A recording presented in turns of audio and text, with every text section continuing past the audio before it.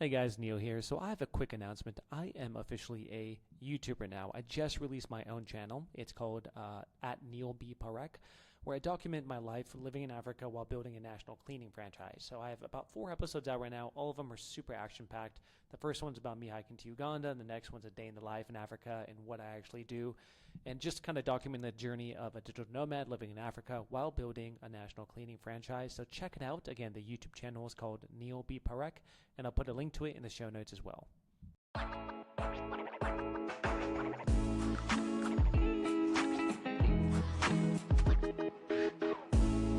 What is going on, podcast listeners? Neel here for another episode of the Freedom Formula podcast. I got TJ Larkin on here. TJ is the founder of Local Newsletter Insider. He helps people start their own local newsletter in their local market and launch it, and has a bunch of access and resources to a lot of cool things within it.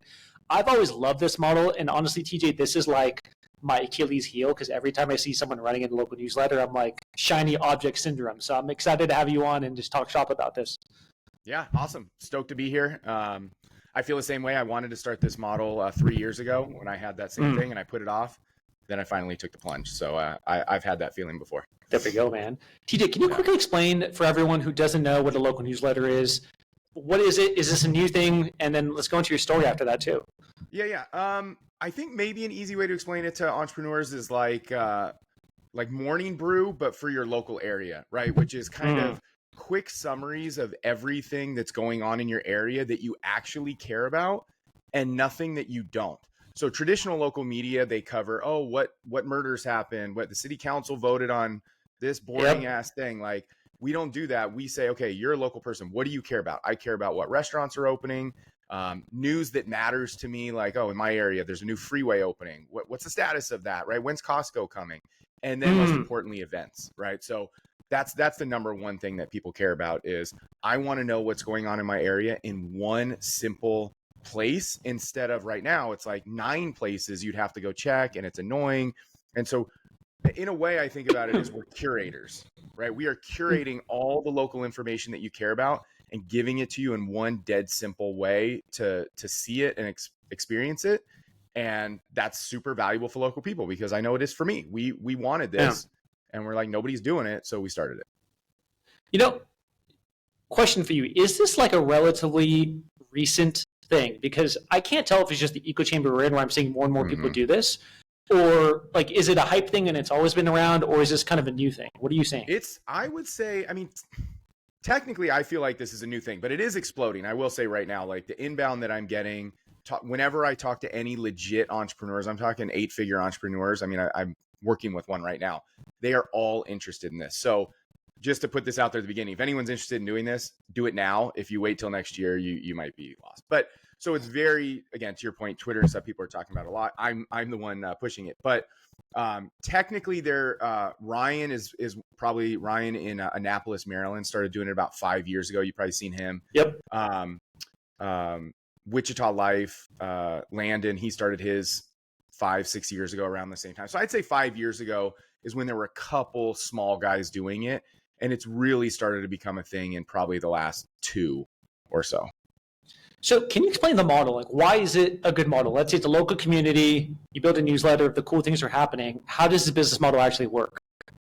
So the one thing to put out there is, this is not an easy business model, by the way. So to be clear, it can be sort of easy to actually do the work, but the monetization can be the difficult part. But this is why what might be interesting for your listeners, if they own local small businesses, one of the biggest benefits that I see to this model is doing this as a secondary business, not your primary business. Okay. So if you own, like in your case, if you own a local cleaning company, or you own a local HVAC company, or you're the local insurance agent, like I used to be, now you're not needing this newsletter to make you $75,000 a year or more. You are using it to promote your own business. So essentially it's owning your own marketing channel. And I think this is very interesting. I know a few people doing this who are legit players. There's one on Twitter, somebody in the Cleveland area who's very big on Twitter, who's doing this, and he owns a big company. But most people doing this right now are just, more like me. Just I'm an entrepreneur. I heard about this on Twitter. It seems like a cool idea. I'm going to do it. And again, that can be kind of cool too. The hard part is sales, right? If you're trying to make money selling ads, selling ads to local businesses is not easy. Even Yep. I haven't done it very well at all. Like, although I have a new partner who is a sales guy, which is why I'm excited, because if you have a real sales background, I think you can absolutely maximize it. So kind of talking about what you're saying, and by the way, the reason I like the model is exactly what you said, like distribution. What I've Mm-hmm. realized is the people who have the distribution win, meaning That's you don't right. need to market. And I'll take an example. Yep. Like if you have a large social media following and you want to sell a new product, it's easy, right? Versus let's say someone has zero social media following, they're trying to sell Mm-hmm. something, you have to pay for ads, you have to do marketing, you have to spend a lot more money. So oftentimes what I've noticed is the people who have the distribution tend to win faster. And that's the reason I'm doing social media stuff and personal Mm-hmm. branding, because I just want to build a distribution network. Now, the downside of building a personal brand, in my opinion, is it's you, right? Like you can't ever be like, I'm stepping away from my personal brand and like it's going to run by itself. It doesn't really work that way. The cool Mm-hmm. part about a remote local business like cleaning or local newsletters is it's faceless. People are not subscribing because of you. They're subscribing because they want to know what's going on in their community. So it's an actual distribution network, which is unlinked to your personal brand, which I love. And especially Mm-hmm. for us, like I love to own a newsletter in every city we're franchising in. Mm-hmm. And the top sponsor is, you need a cleaning service, Mm-hmm. boom, hit us up. Like it's a no-brainer. TJ, what are your thoughts about that in terms of distribution, and how do you think about this? I mean, I think you're spot on. This is something, having been in the Twitter sphere, seeing these what so-called like influencers and how successful they become specifically because they have distribution. And I had tried it a little bit. You've obviously been a lot more successful than me on Twitter, but it is extremely difficult. So here's a key point of why I love this model is becoming, getting distribution, as you said, in almost any respect is extremely difficult. I have a SaaS product as well in the insurance space. It's a great product. People love it who get it, but most people don't know it exists, right? Literally the problem is distribution.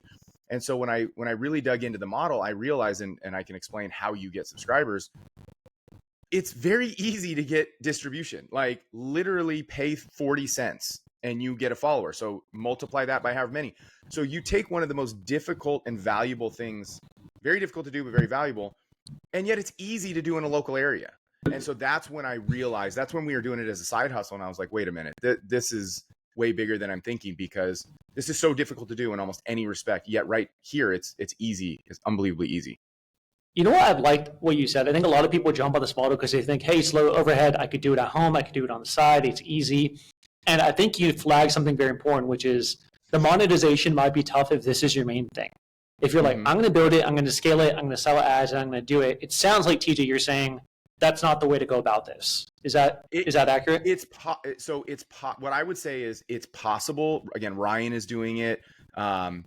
Jazz in Winnipeg is another guy who's doing really well at this. I don't know if he's doing extremely well financially yet, but he's making legit money from it. But overall, I would say, yes, do not start this with the goal of selling tons of ads. Unless you have some unique advantage, right? You're a crazy good salesperson, every business owner in town already on speed dial. If you've got some unique advantage, sure, you could probably do it. But generally, I think the amount of work it is, the amount of time it takes to do it, plus acquisition strategy is paid, which again, 40 cents is low per subscriber, but you got to get thousands of subscribers. So it's a legit investment. I think the people who should be doing this are current business owners who want to market their own company. And I think that's a huge opportunity. I love that. TJ, let's talk about it, because I'm in Rwanda, but normally live in Los Angeles. LA, there's no way. If you want to start a local newsletter, these are like PE-backed, LAist.com. Like, these are massive publications. Can you walk me through what markets do you think this would actually work in? How do you decide where to go? Yeah, what are your thoughts on this? I'm from the LA area as well. And so, yeah, you would not want to do an LA newsletter, but what you could do is find either a suburb, of course, or maybe, LA is so big, I don't even know all the areas, but like whatever, like the enclave area of, call it 250,000 population, right? Okay. So that is very doable. And I know people are doing it, and I may be doing one of those soon. So there is a huge opportunity everywhere. But I think to your point, yeah, you don't like, I live in the Austin suburbs. My newsletters are in the Austin suburbs. They are not in Austin. I am not going to launch an Austin newsletter. Too big, too much competition, I'm out of that. But like, for example, one of mine is in Round Rock. Round Rock's the biggest suburb of Austin, right? Round Rock itself is only 130,000 people. but I'm also lumping in a couple of the surrounding suburbs as well. So to the main answer to your question is, I think the opportunity is areas of 100,000 to maybe 500,000. Like once you start pushing 500,000, you're probably getting into potentially higher competition. Still could be doable. But I would say the sweet spot for people listening to this, if you own a local business, 100,000 to 300,000 is like a huge opportunity. You could go lower. That's a good rule of thumb. Yeah, you could go a little lower, but again, you're just kind of shrinking the pie, and it's also harder the smaller it is. We actually tried to do one of our cities first. It's actually the fastest growing city in the United States, which is Georgetown, Texas, and it's 80 or 90,000 people, and it was kind of difficult to find enough information to make it worthwhile. So that's one of the downsides of smaller. Yeah, if you go too small, it's like, what are you really talking about in there? And that can be a concern. So, and you mentioned Round Rock, I think that's where you're currently doing it in Austin. So what's that newsletter? Okay, what's that newsletter called? It's called Round Rock Scoop. So a lot of people call these things scoop, city name scoop or city name buzz or things like this. So I use the term scoop. Cool. Yeah. So walk me through that. Like, you have this, and is it daily? How are you creating the content? Do you have a writer full time? How does the process work? Yeah. So ours right now are going out twice a week. So we started it once a week. We just switched to twice a week last month, which was about 6-7 months in. The goal is to get to 3 or 4 a week, but again, it's a lot more work, right? So it's got to pay off. Again, for us, we don't have another business right now, so we are going to wait until we can get advertisers and whatnot. So my situation is a little bit different. If we had a current business, we'd probably push it more, because we already have 10,000 on Round Rock and 8,000 on Leander. And then curation. So yes, I have a team. My wife is the primary writer and editor, but we do have a team in the Philippines as well, who kind of does a lot of research, because this is, in the age of AI, I have an AI background. You'd think this would be something that AI can just easily do for you, but there are tools that can help a little bit, but basically it's still very manual. And so our overseas team does a lot of research, and then my wife kind of goes through all that research and essentially writes it. Got it. So yeah, I mean, the events is especially difficult. Finding, events where people post them is just all over the place. So really annoying. Yeah. If someone wanted to start this in their town, let's say their town is 300,000 people, they don't have an in, they don't know the events going on. What pieces, in terms of an org chart or SOPs or whatever, what do they need to get going, and how much does that cost? So here's how you do it. Now, there are a lot of detailed steps that you want to get right. Again, all the mistakes and things that I have learned. I wish I could go back and start them over the right way. But the basics, if you just break it down super simply, you need to use an ESP, like an email software. Beehive is the one everyone talks about. Most of us are using Beehive. You don't have to, but if you're just going to pick one, pick Beehive. And then the other key is acquisition, right? Yes, you can try to do organic, and I know a few people who've done that, sort of successfully, but this is basically a paid model. You can try to get a couple hundred free. Some people seem to take it like they think about it as like I don't know the right way to put it, but like, oh, I don't need to do paid, like almost as if that it's offensive or something to like have to pay for, like, just pay. Like that's the model. Faster. Like, that's how it works. So, so you got to pay, you got to set up, so you got to learn Facebook ads and you got to learn Beehive. I think, those are the two primary things you need. So again, this is why it's the cost is Beehive. Technically Beehive, you can start for free. You don't want to though, because you want to do surveys of your readers, which you have to pay for the survey. So call it $40 a month and then running ads on Facebook. I mean, that's the cost. I guess the hard part to me sounds like the person who's managing the content. Like, how do you curate it? How do you get a writer? Like, eventually at some point, you don't just want information. You might want to do like a local podcast or like, things to make it even more local community focused. Right. That part seems to be the hardest part, which is like, who's actually running the show here?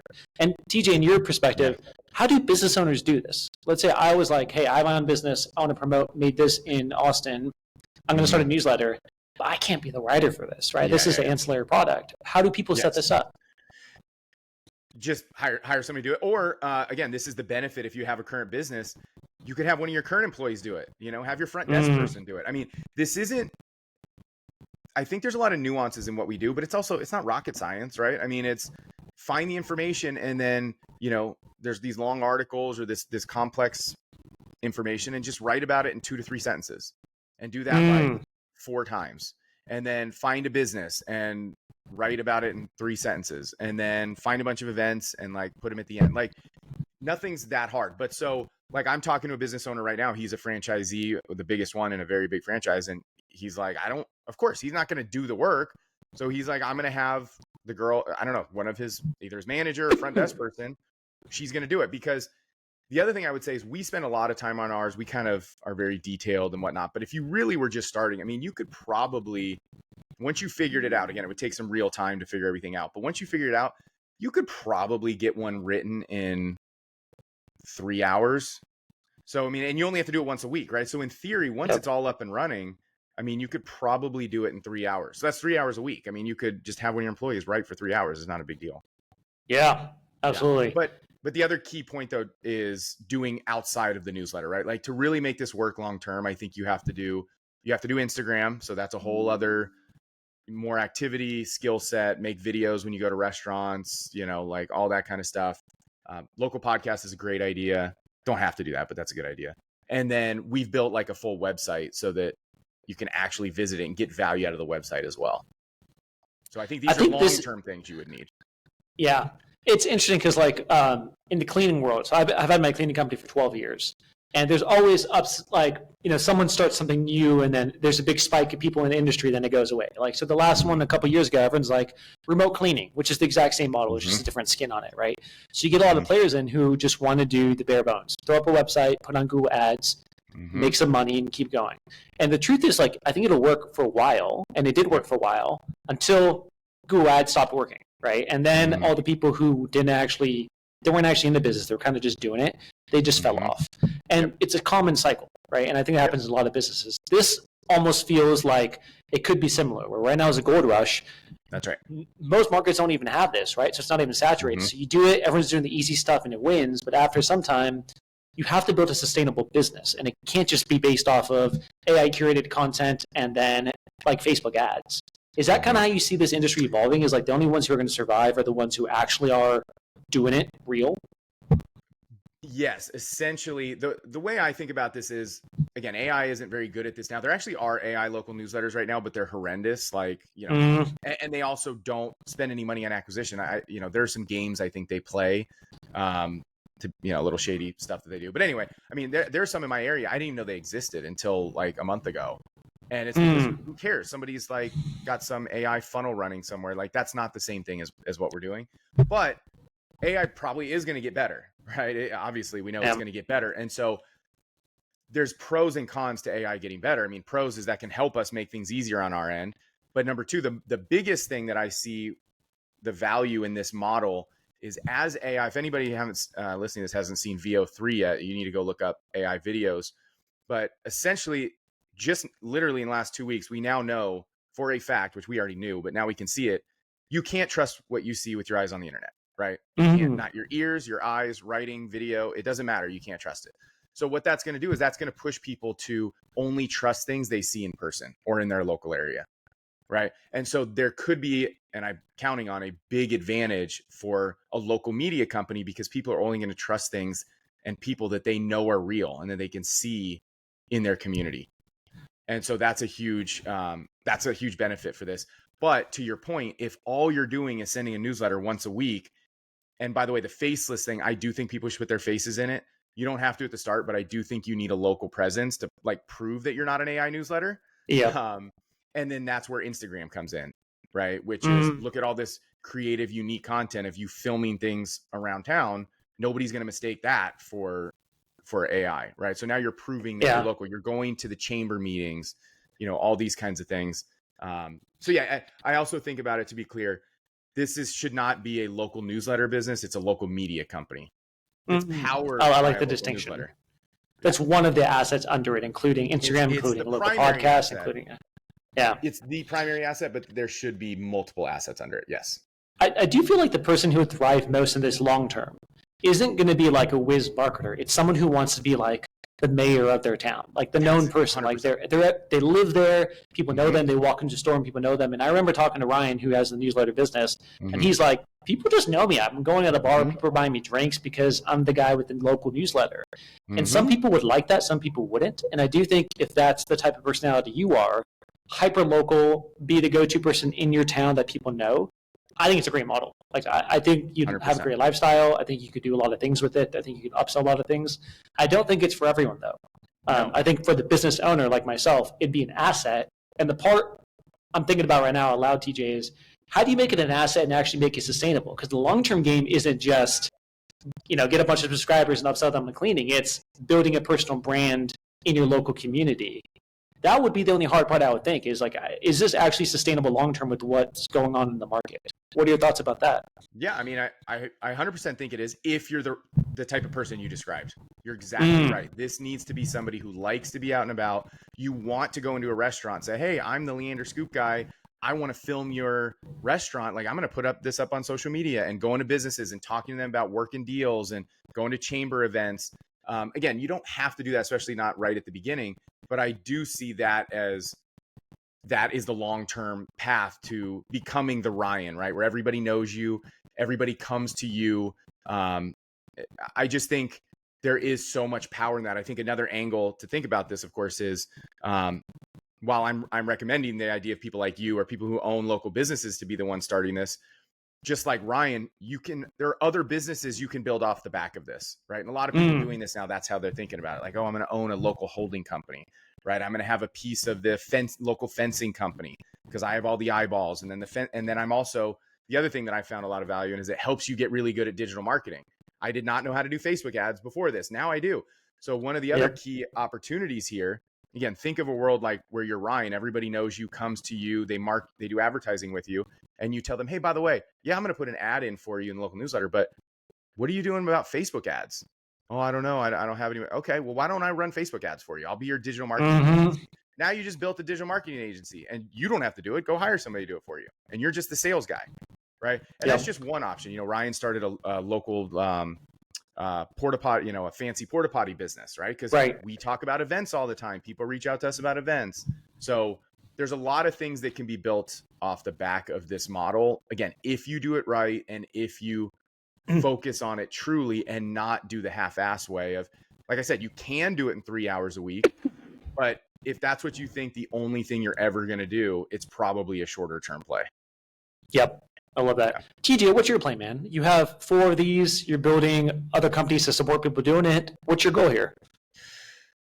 So I'm working on some things right now about launching more of these. So currently I have a couple partners doing it for them. Again, local business owners like you that I know in my personal network who wanted to do this. One of them even told me, for example, to your point, just last week, he's like, I think I could, we should do this keep doing this for a couple of years. And we're going to have so many followers. I could run for mayor and I can get in front of everybody. And it's like, yeah, actually you could, right? You have your own marketing channel to be the mayor and everybody would know you over time. So anyway, so we do it in the two in our area that I want to be that, not the literal mayor, but the figurative mayor, as you said. And then I'm working with some people on really bringing this model, bringing it to scale out there and really kind of going big at this. And we're not sure what form that's going to take yet. We're kind of going back and forth, but with at least say the knowledge that I have to run this model, I'm going to try to do it in more areas. Let's just say that. Yeah. So, that's awesome. But man. I will also say I'm not the only one doing that. That's why I'm telling anybody listening to this, you better get on it because people like me are going to be doing this in a lot of places soon. It's going to be a land grab situation. But I do think similar to what you said, like there will be people who do it sustainably long-term and then everyone might start doing the normal local newsletter. And then at some point, the people who are actually doing it for real are just going to grow and it's going to be sustainable. 100%. And the people who are not, it's all going to fizzle out. So because I do think they'll probably clear 1 to 2. Yeah, totally. Number one, it's a grind. So again, you have to know you're signing up. You can't just be like, oh, I'm going to take the month off. Like, what do you mean? That's not going to work. So it is a grind. And then the other way to think about this too, especially if you're a local business owner, to your point, a lot of these small entrepreneurs may start these things and then 6 months in, they think they're going to make 6 figures in ads and they're not, and they're going to be done. So you can come in and buy them up for pennies on the dollar. Cause what else are they going to do? They're just going to stop. Yep. And so we're already planning that. And again, I know the smart players in the space are thinking about that as well. So I think the advice is don't be that person. If you're going to do it, like have a real plan and do it, go all at it. Don't kind of dabble, because you're going to be one of those that just stops in a few months and I'm going to get your business for dirt cheap. So there we go. Yep. TJ, if people want to learn more about the model, follow you, learn more from you, where can they find you? I have a YouTube channel and newsletter. Yes, it's a newsletter for newsletters, but it makes sense though. So teaching you how to do local newsletters called Local Newsletter Insider. So just go to YouTube or search Local Newsletter Insider, or on Twitter. I try to be active, although sometimes I get writer's block all the time. But I think my name is TJ Larkin 23 on Twitter. Perfect. I'm going to put links to all of that in the show notes as well, so you guys could check TJ out. TJ, thanks for hopping on, dude. Perfect. Of course. Happy to. Thanks, Neel.